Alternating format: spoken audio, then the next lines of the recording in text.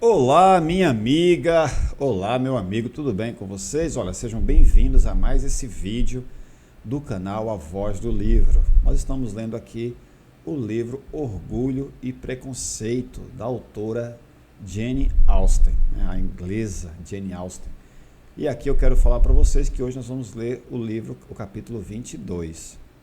E no capítulo 21, a gente observou que Jane recebeu a carta das suas futuras cunhadas, digamos assim, dizendo que, apesar da amizade, não queria que ela se relacionasse com seu irmão, o Sr. Bingley. Então, vamos ver o desenrolar da história, tá?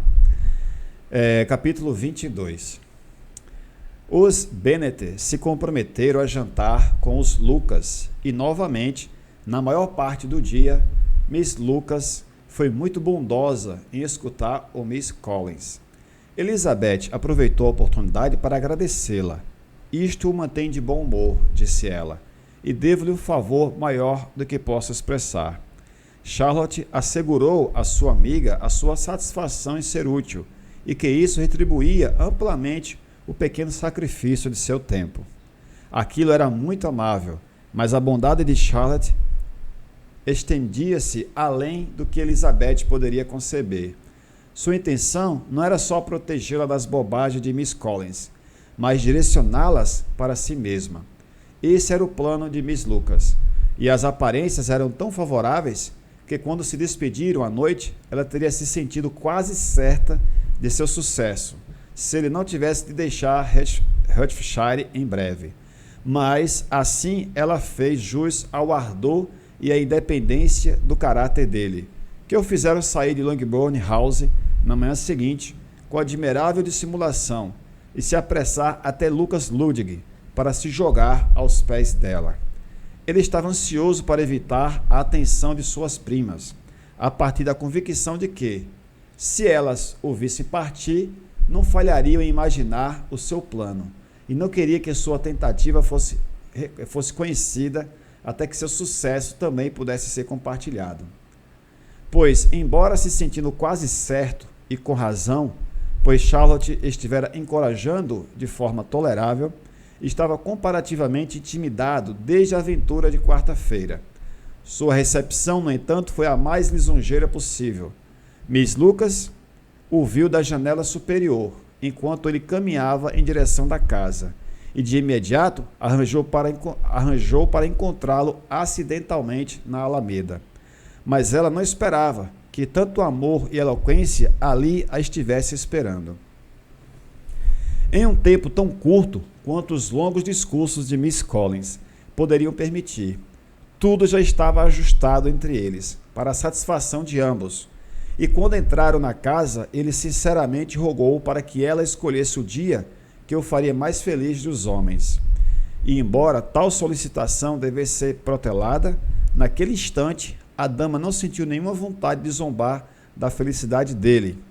A estupidez com a qual ele foi agraciado pela natureza deveria guardar a sua corte de qualquer encanto que pudesse fazer uma mulher desejar seu prolongamento. E Miss Lucas, que o aceitara apenas pelo puro e desinteressado desejo de uma união, não se importava com o momento em que tal ligação fosse consolidada.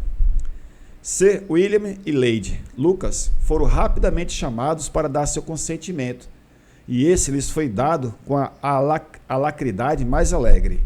As circunstâncias presentes de Miss Collins fizeram-no um par mais que elegível para a filha deles, a quem poderiam dar uma pequena fortuna, e as perspectivas de sua futura riqueza eram demasiadamente claras.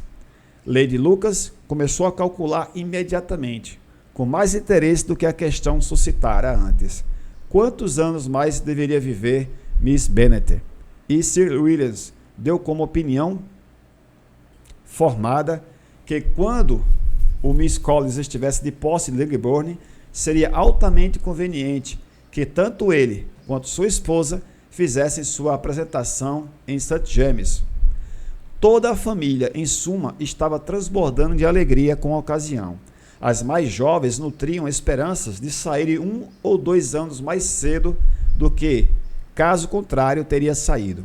E os meninos, aliviados de sua apreensão de Charlotte morrer como uma solteirona. A própria Charlotte estava razoavelmente composta. Conquistara o que queria e teve tempo para considerar sua vitória. Suas reflexões eram em geral satisfatórias. Miss Collins, com certeza, não era inteligente ou agradável. Sua companhia era fatigante e sua relação com ela deveria ser imaginária. Mas ainda seria o seu marido.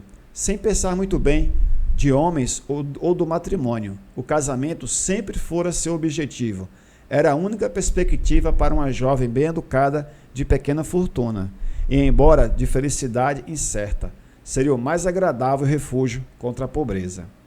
Esse refúgio agora ela obtivera, e na idade de 27 anos, sem mesmo ter sido bela, ela sentia sua boa sorte. A circunstância menos agradável era a surpresa que deveria causar a Elizabeth Bennet, cuja amizade lhe era mais valiosa do que a de qualquer outra pessoa. Elizabeth se surpreenderia e provavelmente a culparia, e embora sua decisão não fosse abalada, seus sentimentos se feriram com tal desaprovação. Ela mesma resolveu lhe contar e, portanto, encarregou Miss Collins, quando retornasse a Langbourne para o jantar, a não dar nenhuma deixa do que se passara para qualquer pessoa da família.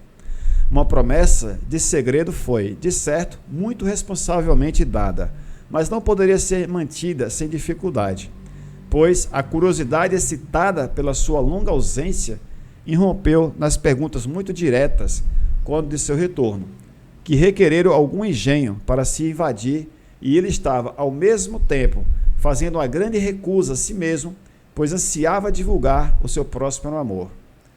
Como ele partiria em sua jornada logo cedo na manhã seguinte, para ver qualquer membro da família, a cerimônia de despedida foi realizada, quando as damas se encaminhavam para dormir, e Miss Bennet, com muita cortesia e cordialidade, disse o quanto ficaria feliz em revê-lo em Langbourne, sempre que seus compromissos lhe permitissem visitá-los novamente. Minha querida senhora, ele respondeu, este convite é particularmente gratificante, pois era o que esperava receber, e pode estar bem certa de que eu aceitarei o mais rápido possível. Todos ficaram atônitos, e Miss Bennet, que de maneira alguma poderia ansiar por um rápido retorno, disse imediatamente, mas não há o risco da desaprovação de Lady Catherine?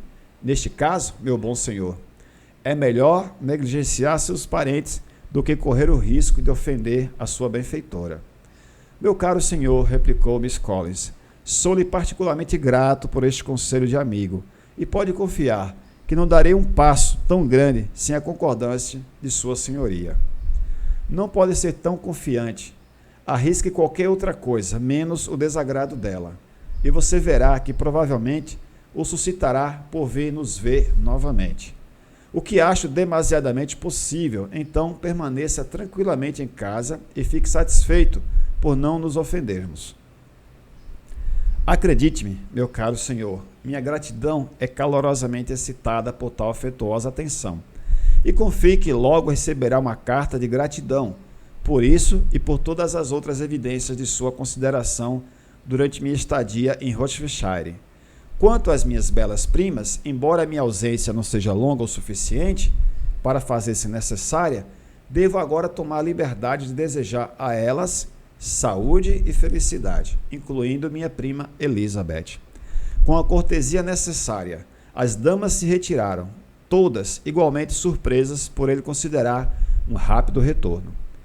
Senhora Bennet desejou compreender com isso que ele pretendia dirigir suas atenções para uma das mais jovens, e Mary poderia ser convencida a aceitá-lo.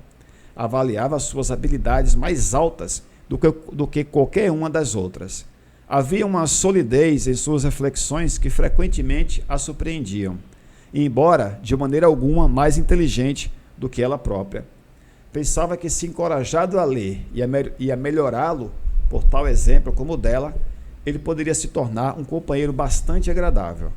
Mas, na manhã seguinte, todas as esperanças do tipo se desvaneceram.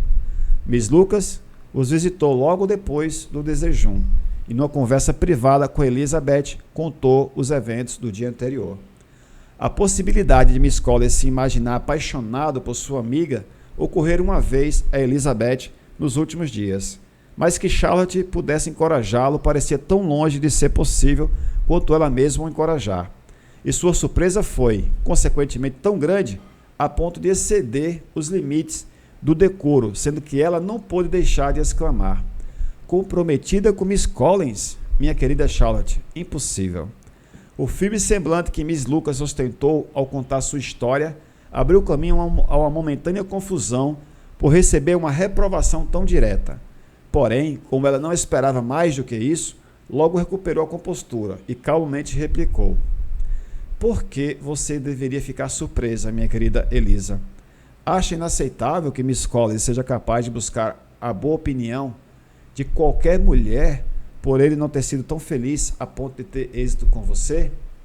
Elizabeth, contudo, se recompôs e, se esforçando muito, foi capaz de lhe assegurar, com razoável firmeza, que a perspectiva do relacionamento lhe era muito grata e que ela desejava toda a felicidade imaginável.